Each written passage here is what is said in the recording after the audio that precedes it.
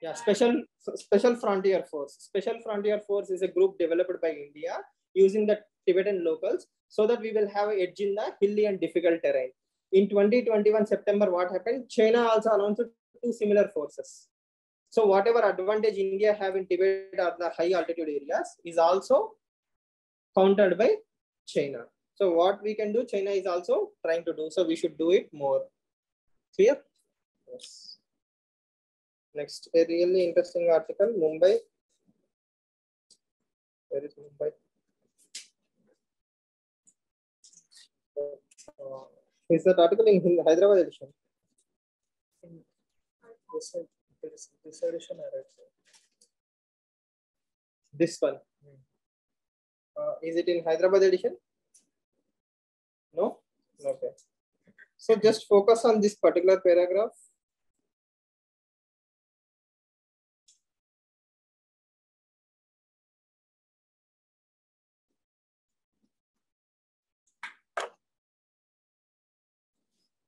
Now, as you can clearly see, using satellite technology, they have identified certain things. The first and most important thing is 81% of the land is gone, right? And then 40% of the greenery and 30% of its water bodies are gone. If you can do the same study for majority of the Indian cities, we will find similar readings. What is the problem of this? The problem or the outcome is this, something known as urban heat island. I have discussed this. What is urban heat island? What is urban heat island? No, I haven't. Sure. If this is Hyderabad city, okay, because of extreme usage of anthropogenic heat, that means human caused heat, ACs, concrete. Everywhere you go in the city, we have concrete. Yes, cars. So the more heat you release. So we create an artificial zone of temperature where it's. Pratisha, why don't you sit somewhere else where I can see you?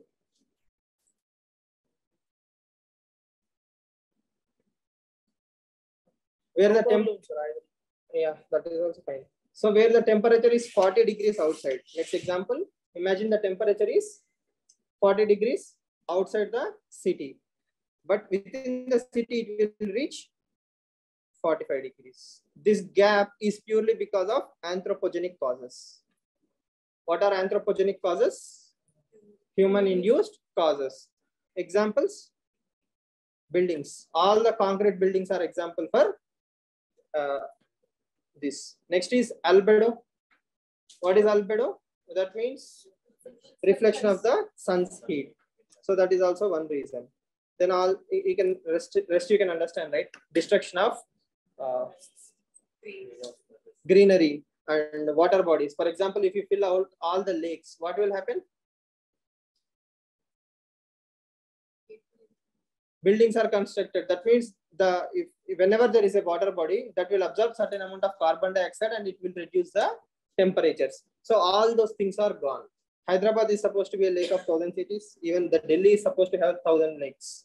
Okay, so all those things are now totally gone. Because of this, urban heat island is a very common phenomenon. Not only in India, throughout the world, urban heat island is a very common phenomenon.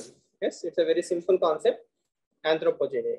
Outside the city, temperature is less. Why? Still we have greenery.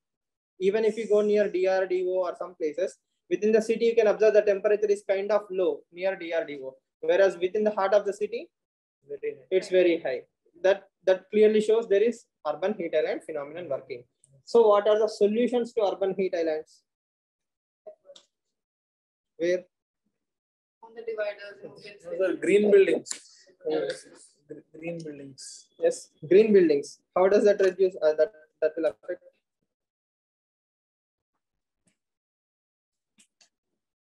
Okay. So you can also link other activities. For example, whenever there is an urban heat island, will energy consumption increase or decrease? Increase. Whenever there is urban heat island, energy consumption will increase or decrease? Increase. That means why am I using AC? Because it's very hot. If it is very cool, I want to use AC. So every time I use more AC, I'm increasing the urban heat island phenomena. Because it's hot outside, I start using AC in my car or in my home. That leads to more temperature. More temperature leads to further acceleration of the urban heat island phenomenon. So one of the solutions is are green buildings. What are green buildings? Where ventilation is high and natural flow of air is also very good. So that can be one thing. Then we have discussed this actually. Urban vertical gardening, rooftop gardening, sponge cities, creation of artificial lakes. Yes, all these things will actually reduce your urban heat island. And using mirrors on the roof buildings. For example, if you have more mirrors, albedo will be high. So that is also one kind of solution. So there are smart ways to reduce the urban heat island effect. The most simplest way is developing it into a sponge city. That means wherever water can be stored, we should store, or we should create such kind of atmosphere. The other one is rooftop gardening and vertical gardening. All of you know what is vertical gardening, right? What is vertical gardening? Yes, and the flyovers also you must have seen. Yes. Below the flyovers, everywhere you see greenery. That is because of vertical gardening. Afforestation is a good idea, but it doesn't work in the cities because we don't have spaces. Even on the roadside, if you see, all those trees are covered with huge amount of dust, diesel, and all those things. They are not working properly. We cannot blame them also. Next, oversimplified models, complex social system. Yes. Anyone understood this article? Yes. What is he trying to tell? Only he knows. Yes. Normally, Mr. Arun Maira is a very good writer, but today I think he went overboard. Like he went somewhere else. So, for example, do you know how Einstein discovered this theory of relativity? I think 1905 or 1920. 1 year was very golden year for Einstein. Yes, he wrote 4 or 5 papers which are groundbreaking. Even today, that year is called as Einstein year. It is world famous. So one day he was walking on a road. He saw someone painting on the wall. Okay, that gave him an idea, and he applied that idea into physics. Okay, so interdisciplinary thinking or mental models are a very common theory. For example, when Newton discovered gravity, we know he discovered it through Apple. The same is with that Eureka movement, right? Displacement of gold weight. So interdisciplinary thinking is a very, very common phenomenon, right?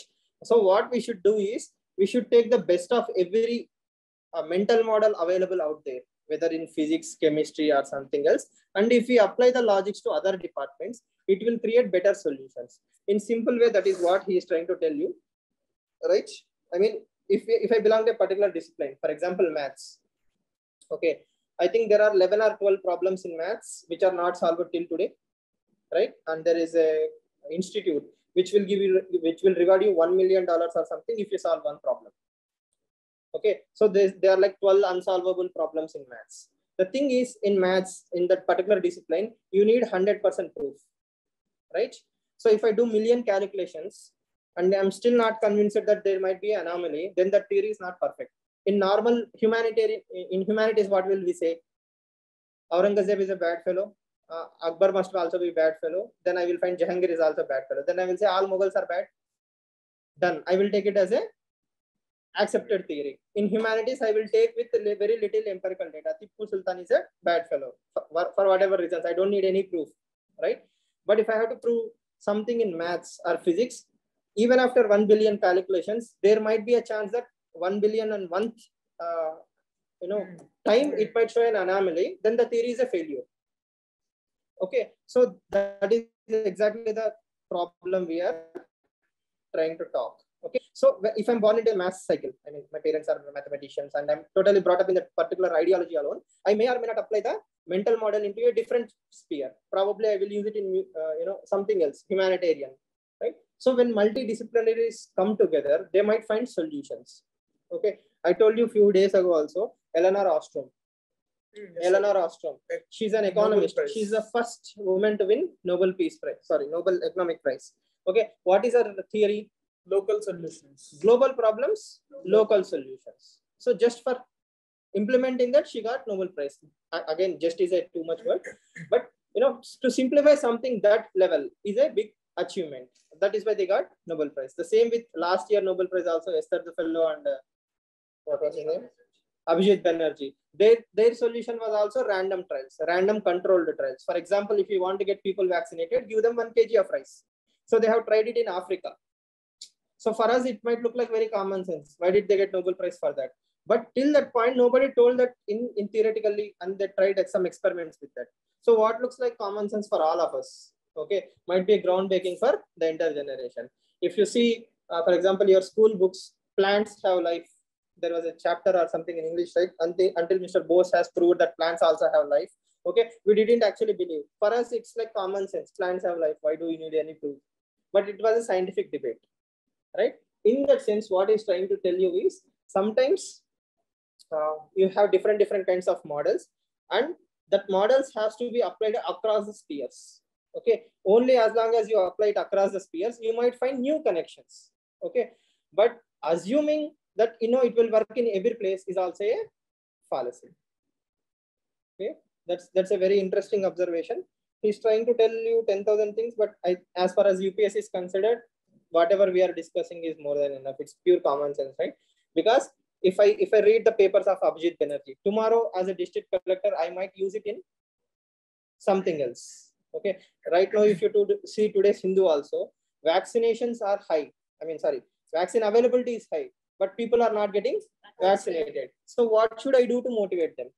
Probably I can use these random controlled trials. I can add incentives. Simple. Yes. This has been done in some places, it is successful. Some places it may not be successful. For someone in Hyderabad, how can I convince him? He's an educated fellow. He's lazy. What incentive will make him go there and get the vaccination? Movie tickets? Probably. Yes or no? But again, that is a wrong way to motivate people, right? Because I personally always believe whenever you can do something just by motivation, you should not add monetary value. You should never add monetary value. The moment you add monetary value, next time they will start expecting monetary values. So that may or may not work every time. Clear? And almost all Einstein's experiments are purely commonsensical. For example, light travels in straight line. Yes, light travels in straight line. He solved that problem using a torchlight. Okay, and he imagined himself going into the space using the torchlight. Then also the light should be traveling in a straight line, but the angle of inclination was like this. So then he understood that because of gravity, that light is bending. Okay, I'm not saying it's a ridiculous experiment. Even to simplify it to that ridiculous level itself is a genius.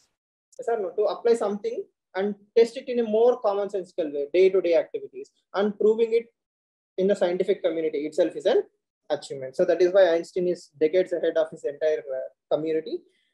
So you can understand what I'm trying to tell if you watch some videos on Einstein or something, because it's very hard to explain what he has achieved. Right. Next. Not at all needed for UPSC, but we can understand one theory. Means and ends should be important. In ethics paper, there is a concept called as means and ends. Whatever you are trying to achieve, if both means and ends are good, only then good outcomes will come.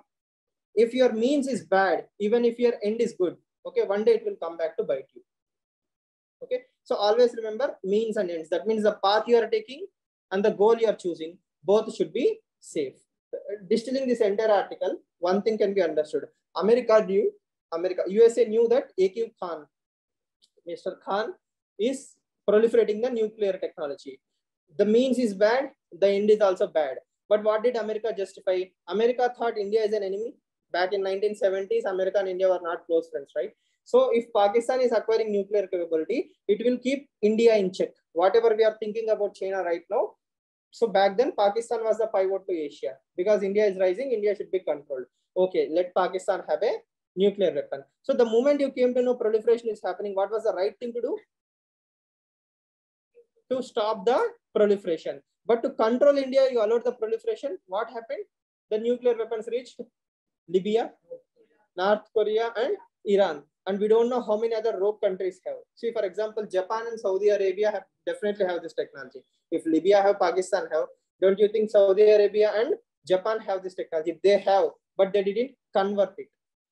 Okay, so always remember, proliferation is a very powerful thing. Everybody have the blueprint, but very few people actually converted it. So Saudi Arabia definitely has this. Clear? Yeah. So, okay. Again, in that sense, we can say Pakistan did a wrong thing and America justified a wrong thing. Now, what is the outcome? We are living under a nuclear threat that it might fall into the hands of terrorists. So what happens if tomorrow ISIS or Al Qaeda acquired a terrorist, a bomb, a nuclear bomb? What will happen?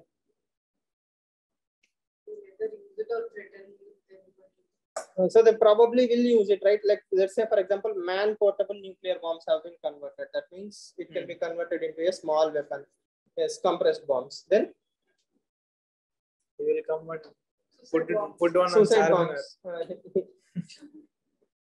Why Charminar? Normal Hyderabad. Okay. Let's hope they won't travel this far. They have Delhi, Qutub Minar, other places, right? Yeah. Okay. I mean, the sheer control or the growth that the terrorist organization will have is unparalleled. Let's imagine a nuclear bomb with 10 terrorist organizations. Then what will happen? The world will become total unstable. So that is why always do the right thing for the right reasons, and it will protect you. That is what we Indian ethos call as dharmo rakshati rakshitah. If you follow the dharma, dharma will protect you.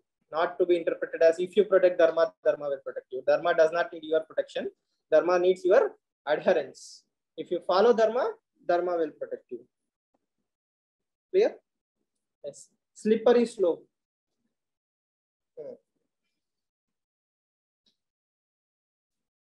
What are the key takeaways from this particular editorial? Different ways to control these torrential rains. Different ways to control. Preparedness is required for that. So I mean, the editorial talked about keeping the rivers well without any encroachments. And, So that is something we cannot control, right? Monsoon is something that we cannot control. For example, if you see the Kerala landslides, okay, let's say this is a hilly area. Okay. So the development activity is happening here, quarrying is happening here. That means on the slope you are doing a lot of man-made activities. So the water will fall here and water will go in under the ground, right? And it will come out somewhere here. It is known as soil piping. Okay, so soil piping. That means if rainfall is happening here, right, because of man-made activities, the water is getting blocked, okay, and it is seeping into the ground.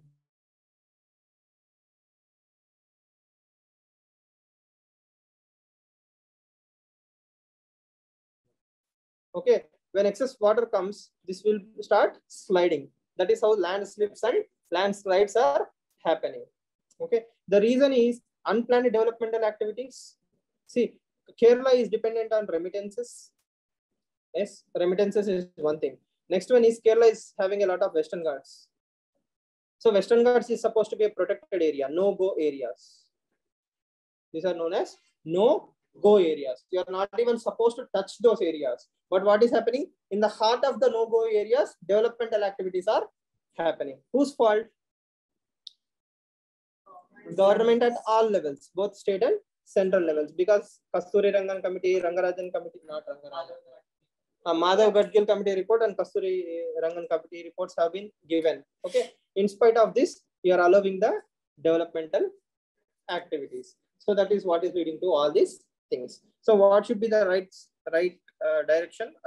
We cannot control the monsoon because of climate change. Vagaries of monsoon is a very common thing. What should be done is management of the disaster. We should at least stop these encroachments.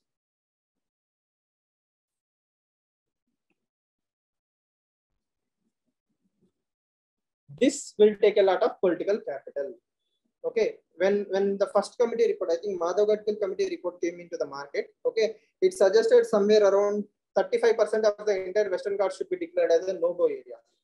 Okay, then lot of fake news started spreading That means they will stop, even they will even evacuate the villages. Development won't happen. People will suffer of poverty and all those things. Lot of political drama has happened when the first report came. That is why second report was suggested, and the second report reduced the area. Okay. The thing is, chalo, at least did you implement the second report? No. Even the second report is implemented more in breach than in practice. That is the root cause of all the problems. You can see the urban floodings in Hyderabad, in Gurgaon, Kerala. Wherever you see man is facing some problems, it's not nature's fault, it's our fault. We have tweaked the nature in such a way that it is causing us a lot of problems. If you fill a lake and build an apartment on it, obviously one day when it rains, you will have a lot of problems. Clear? So just remember, I will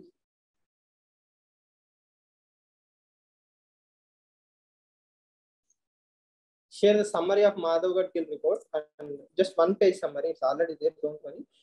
You don't need to go into deeper understanding, but remember, no-go areas. Western Ghats are very eco-sensitive. You are not supposed to damage them. Right. So we will come to that Madhav Nair article. Madhavan Nair, right? This one. Here he talks about environmental and all those things. Think about it. What are we doing to the nature in India? Yes. Almost all states are vulnerable. There is not a single state in India which is not suffering from one or the other natural disaster. And most of them are man-made. Whenever monsoon season comes, the entire left side, like Mumbai, Gujarat, all the way till Karnataka, Kerala, they are having a lot of problems. On the right hand side, we have the regular cyclones, Tamil Nadu. Yes, even now the west coast have received more cyclones. In the recent times, more cyclones are increasing. Kerala never had a cyclone problem. Now cyclones are also increasing. Floods, landslides. If you go to Uttarakhand, there is a whole new kind of destruction. Himachal Pradesh, there is a whole new kind of destruction. Yes, in the eastern coastal side, mangroves have been destroyed. Yes. So why are all these problems happening? Because the debate always distills to development versus environment. Which is more important? Both are important. Development is important. Environment is also important. But in reality, what are we giving priority to? Development. So sustainable development is not a wrong thing. Unplanned development is always a hurtful thing. It will come to bite us. What is the problem?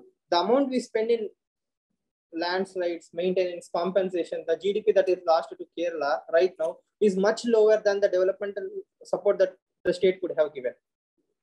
Yes or no? Now, whenever a cyclone happens, if Odisha is spending 1,000 crores, 5,000 crores, okay? If the same 5,000 crores have been spent by Odisha on mitigation, right, or long-term solutions, that the cost would have been much, much lower.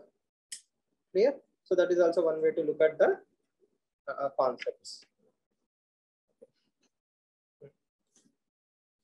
Have you seen this article? Yes, sir. A shadow foreign policy. What is a shadow cabinet? Unofficial cabinet which mimics the actual. It's in UK. It's in United Kingdom. They follow a concept called as shadow cabinet. That means, let's say, Defense Minister is Rajnath Singh. So the opposition parties who are not in power, they will appoint someone as a shadow cabinet, right? So somebody can be a defense minister. What is the advantage of having a shadow cabinet?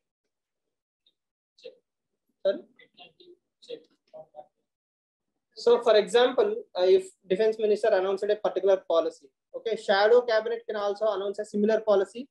So it will be like twice the advantage to the democracy. That means your policy have some flaws, my policy is better. So opposition minister can give some better policy inputs to the minister. Then if you are really open-minded, what will you do? You will compare them both and you will adopt the best thing for India, not for your political party or my political party. So it will act as a check and balances, and also it will tell the people that there were alternatives.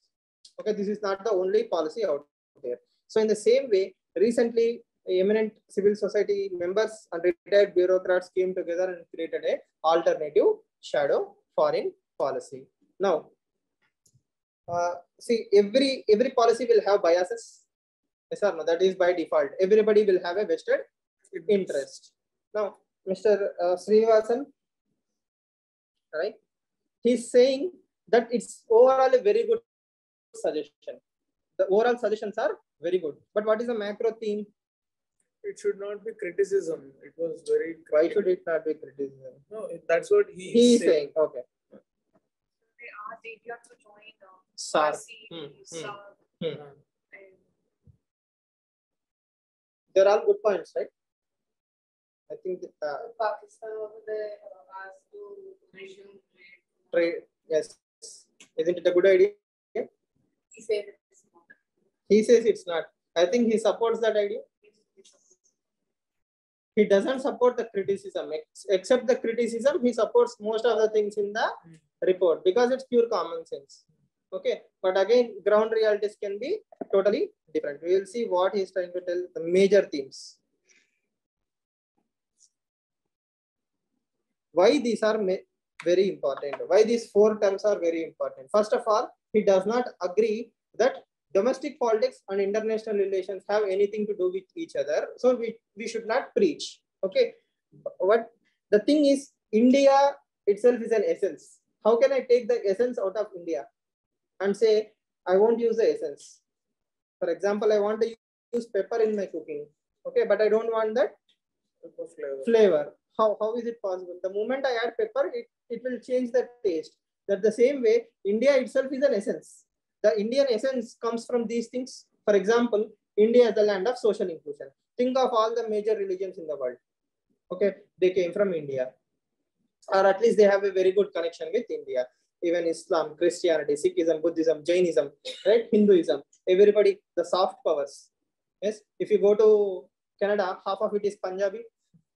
Sir, no, UK also we have an entire area with Punjabis.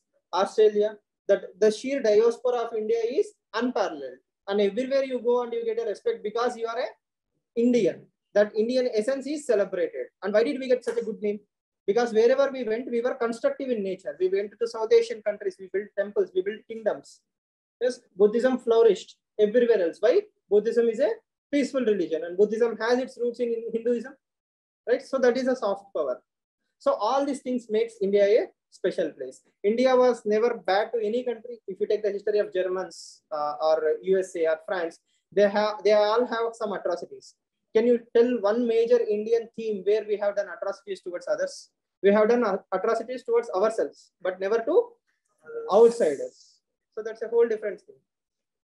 Okay. So Gandhi, right? You take the liberal traditions of India, unparalleled. So all these things are what makes India special. Okay. Now you come and use the Chinese mentality or other countries' mentality, and you say, I want to make India great. India is already great. It does not need your external help. What is needed is the push towards that feelings. Right? So let's say liberal constitution. India is a liberal constitution. If the present government is behaving in such a way where it is kind of authoritarian, right? It's a hint that you should modify your ways. Not 10%, like not too much. Just 10%. You be authoritarian. We need a strong man at the helm, no doubt about it. But you can be 10% less authoritarian. You don't have to outlandishly rubbish the entire reports. For example, Global Hunger Index. I don't need to call it as a anti-national report. There might be flaws in the report. You conduct your own survey and prove these are the things. Your own National Family Health Survey report says malnourishment is increasing. How can you come out and say that, it's only 3.9%? So not everything is PR management, right? What gets measured gets improved.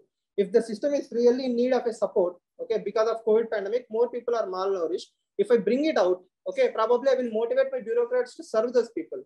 If I hide the report, what will happen? Bureaucrats may or may not work. The last man in the line won't be getting all the benefits. So these 4 terms are very important. And all the discussions with the China, I told you the quad, one thing only. What is that? Money is everything. If you have money, as long as you keep growing, everybody will be your best friend. If you don't have money, nobody will care for you. That was a summary, right? So economic growth is the core demand as long as India is growing as a rich country, we can give money to Sri Lanka, Russia, Bangladesh, Bhutan, Mauritius, any country. If you don't have money, all those countries will be joining the Chinese camp. So it's as simple as that. Point number one is economic growth. Are we wrong in saying that India is not growing? Is India growing? India is recovering, but we still have miles to go to totally grow, right? Next is social inclusion. Yes, we have caste divides, communal divides. We have a lot of issues. All those things will also hurt India's growth. Yes.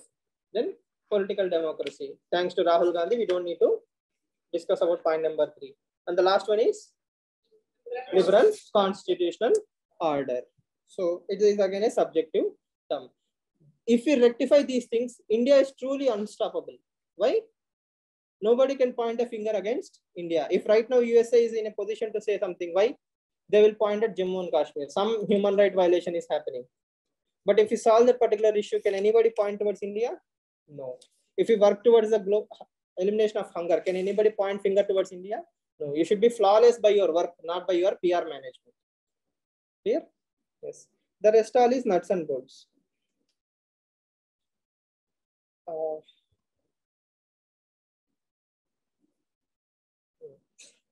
Okay. This is the beauty of English language, right?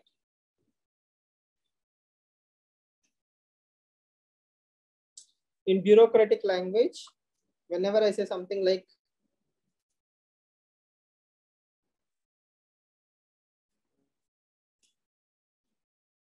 detailed studies, that means put it on the shelf. Okay. Or you, anyhow, the present government is not going to listen to you. It's for granted. What will happen is probably the next government might implement these suggestions. Just before Modi government was coming into the power, Pratap Banu Mehta, Milan Vaishnav, all these people came together and wrote a book called as Non-Allied Movement 2.0, NAM 2.0. In theory, the Modi government has applied the same thing and called it as strategic autonomy. Okay, in the same way, even if we tell or don't tell Indian government, Indian bureaucracy always maintain the same ethos. The only thing is political masters, right? Clear? So, shadow foreign policy. According to my understanding, I thought that he was asking first to look into the domestic matters in order to improve the foreign policy. Isn't that? He was clearly stating the report is wrong on that particular part. It was too critical on that particular part. So, I mean, the report is critical on these 4 areas. If we ignore that, if we ignore those criticism, the rest is good. That is exactly what he's trying to tell. Okay, am I wrong? That's the interpretation, right? Yeah.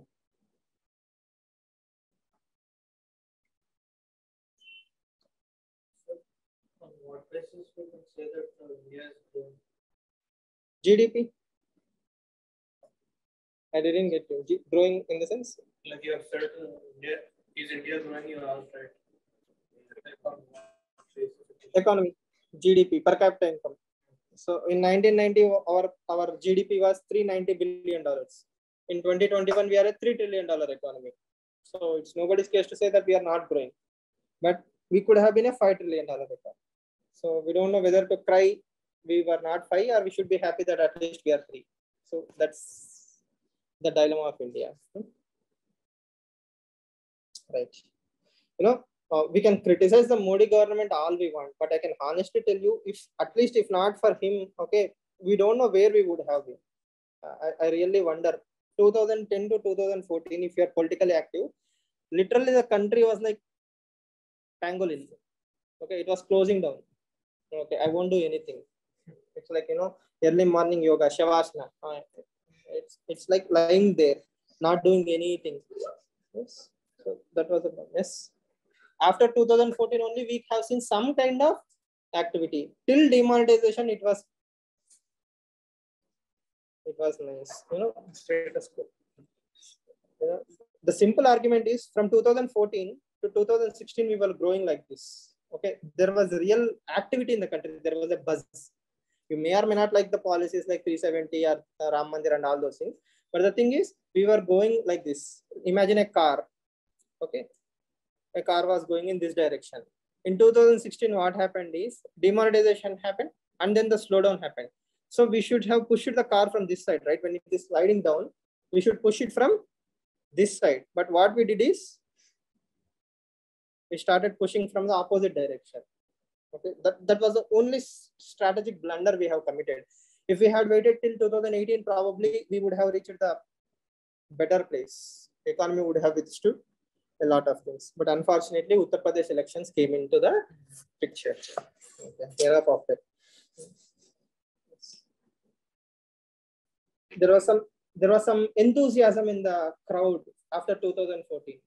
Okay, and people were very hopeful, like Modi had achieved something good in Gujarat. He will definitely take India. The sheer perception made Indians invest a lot, work more, and all those things. Unfortunately, a lot of things happened after that. And time back 2019, COVID pandemic. The entire theory went into V-shaped recovery. Okay, one is man-made, the other one is human natural disaster. Yes. So this is like a revision of what is the purpose of Indian reservation system. This particular article is like a revision of why we need reservation and what is the entire purpose of Indian reservation system. Instruments have become institutions. Yes or no? The reservation system was supposed to be only existing till first 10 years. Okay. Now we have extended it till 2025. 2026 is delimitation. 2030, I think. Recently, constitutional amendment has been made, right? 102nd constitutional amendment or something has been made. So reservation system has been extended. That means the intention behind creating reservation thing is 10 years only. In 10 years, we are supposed to remove all the social inequalities. How naive, right? How naive people were back then. They imagine in 10 years, the casteism will go away from India. Yes.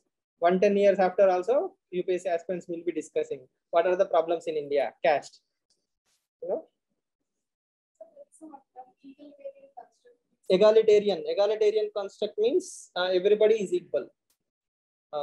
Equal society. Sorry? Do you think caste system will be gone by 2060? No? Sure. Why not? Intercaste marriages are increasing. People have become educated. We don't follow caste practices. The caste system might vanish. What is the point of caste? I mean, how can reservation exist without caste system? Sir, it will say. Just on certificate. On what basis? It will be economic basis, right? Are you poor or not? That will be the certificate, not caste. I don't think any political party. So it will change forms. It will change forms, like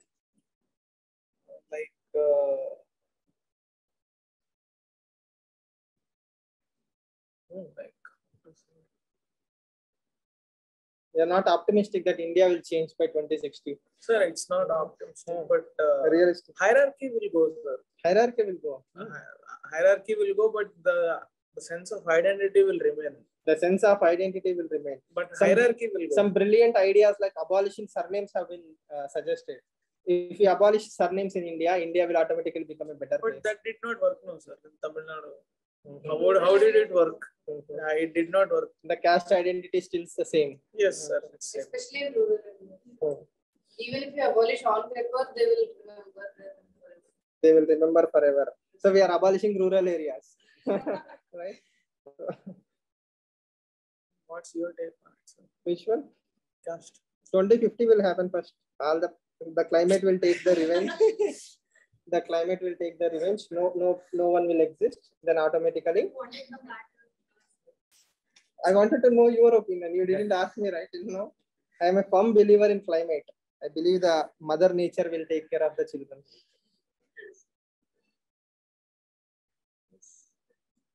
If not, we will make it happen. Eco-terrorism. Eco-terrorist outfits are already there. So instead of blowing up for religion and all those things, we can blow up the people for climate. Yes. Okay.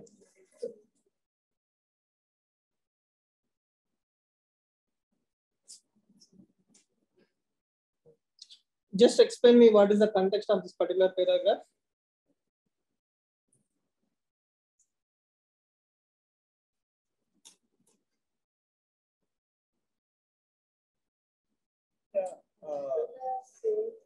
They're saying that the main purpose of reservation was to actually bring the backward sectors of the society forward. But instead, a few of the families have attained the benefit. So by vertical and horizontal, what we used to say is the same family which attained the benefit, again and again, their further generations are attaining the same benefits.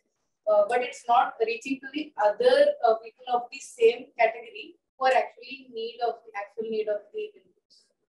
Okay, that can be one interpretation. The broader interpretation is, according to Justice Rohini Committee report, the OBC subcategorization, right? She's saying the cream within the OBC, only those people are availing the reservations, not the creamy layer. Very few communities within the OBC are exploiting the reservation, whereas the rest of the group are not getting the reservation. So what she's talking about is, let's say, vertical reservation. What is vertical reservation? Like this, for example, if the society is hierarchical in theory like this, okay, reservation has made everybody equal. Okay, that is the entire purpose of reservation system. But in reality, what is happening? If you think this is OBC groups, okay, this is creamy layer, reservation don't apply to creamy layer people. The rest is, let's say, 10 communities. 10 communities within the OBC community are getting the 90% reservation, whereas the bottom 80% are not availing any kind of reservation. So the reservation system is percolating vertically. That means this classification is happening, but within the groups, the effect is not very minimal. That is why there was a discussion to introduce creamy layer both in SC and ST community also. Yes or no? Yes, okay, sir. And economic criteria should also be taken as a benchmark for reservation system. Poor or poor, whether you are a general SC, ST, OBC or whatever, poor or poor people. If you give reservation on the basis of economic criteria, then people will be uplifted. So that is why the entire discussions are happening. So what is he saying? So caste should be counted. When we count, that means within OBCs, who are the weaker, who are the stronger, that can be identified, and based on that, the reservation can be applied responsibly. Or else, if already a strong group is there within the OBC, if they are taking all the reservation, then what is the point of giving reservation to this fellow? In the namesake we are giving, but he's not getting any development. But what is the entire context of reservation? To provide equality and equity to everybody in the system. So reservation is a tool. It has become a institution. But at least now through empirical data, we can use the tool effectively again. Clear? So that's one thing that has to be remembered. What are the side effects, or what might be the side effects of caste-based consensus? Consolidation of caste as a vote bank politics. It may happen also.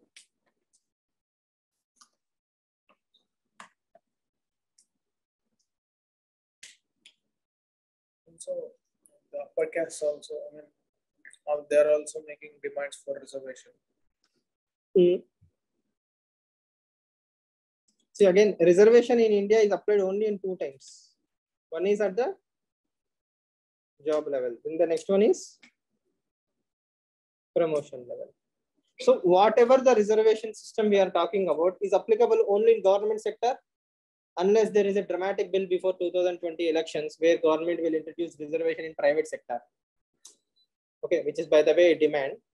Okay. The present reservation system we are talking is only applicable in entry towards either education institutions or in government jobs. Access to education or access to jobs. And there is a slight demand for promotion. These are the only 3 areas where you apply the reservation system. Or else it has been mostly beneficial to the politicians to use the same tool for electoral campaigning. The purpose of reservation system is for upliftment. Yes, you belong to this group. You belong to this group. You will get this amount of benefit. That was the purpose. But how did it help others? For election campaigning. Yes or no? Mayawati. The moment we hear Mayawati, we exactly know which community she is trying to cater votes for. Okay, and did she actually uplift that particular community? No. It's a spectacular failure, right? So, but then there is a provision in representation of people's hand that you cannot appeal for votes. I can appeal for your upliftment. Caste. I can ask for upliftment of all the poor people. Are you poor? Do you need upliftment? It applies to you. I need not tell like I'm appealing you on the name of this particular thing, right? Yes or no? So if I go to old city, certain poor areas within the old city, if I say I will uplift you and give you money, or do I need to push you on the religion basis? It's understood by default. Yes. Okay. Yeah. So that is why I say, right, India is the essence. You cannot eat India without feeling, all the flavors. That uniqueness is something. Yes. Regarding OBC, I had a general doubt. So, counter, right? Regarding OBC, I have a general doubt. Okay. Yes, please.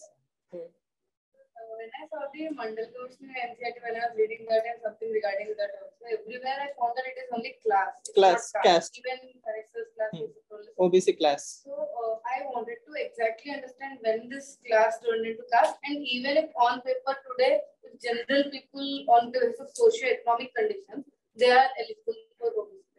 Yeah, even he talked about caste is equated to class. Yes.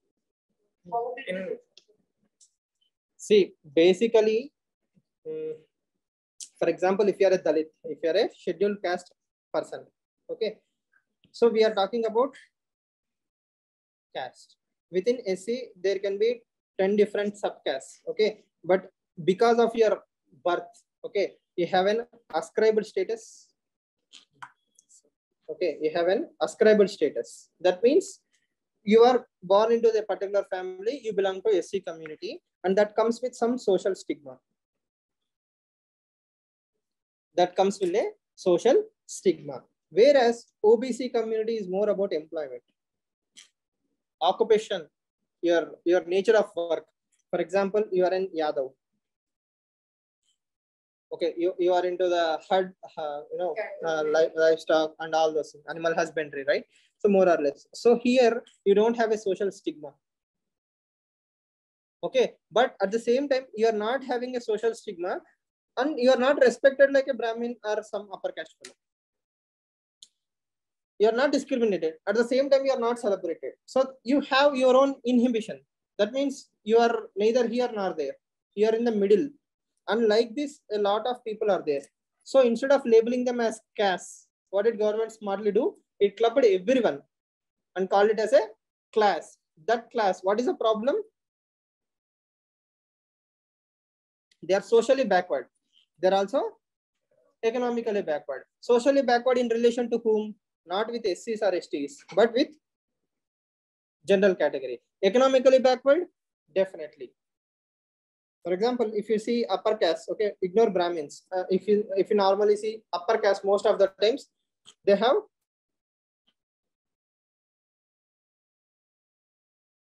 land and political power. So when I have land and political power, the community is considerably rich.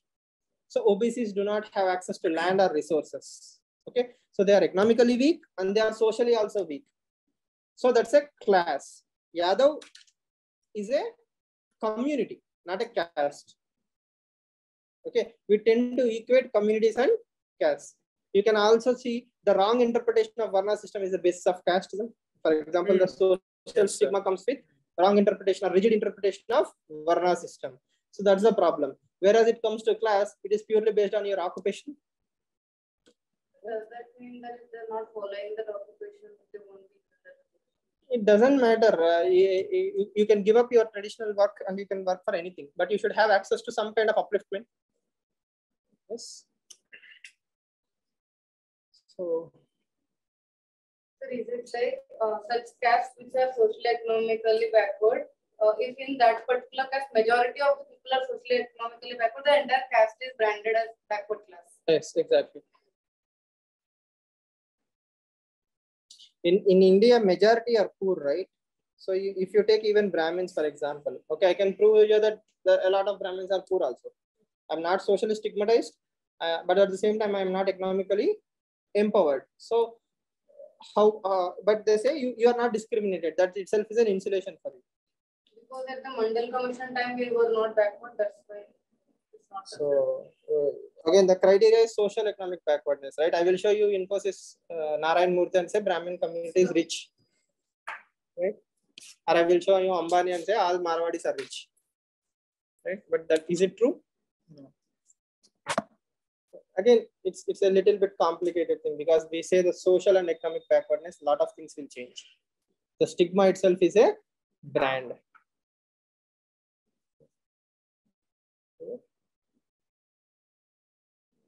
Any other questions? Indian Express, we'll discuss. Don't have time, right? I think you need to read one more article. This is a nice article. Yes, sir. Kushinagar connected to Sri Lanka. So for prelims, there are only two questions: Ministry of Tourism or Culture, which have two schemes: Bharat Darshan and Swadeshi Darshan and Prasad. Ministry of Tourism have only two major schemes: Prasad and Darshan. Okay, this is about Bharat Darshan. We have 11 thematic circuits. One is Buddhist circuit. Okay, that means all the Buddhist related place will be interconnected, and someone from foreign country will come and he will be having a tour. It's like, you know, tour of Hyderabad, right? Golconda, Charminar, all the places will be. In the same way, Buddhist circuit means all the places of Buddha will be covered.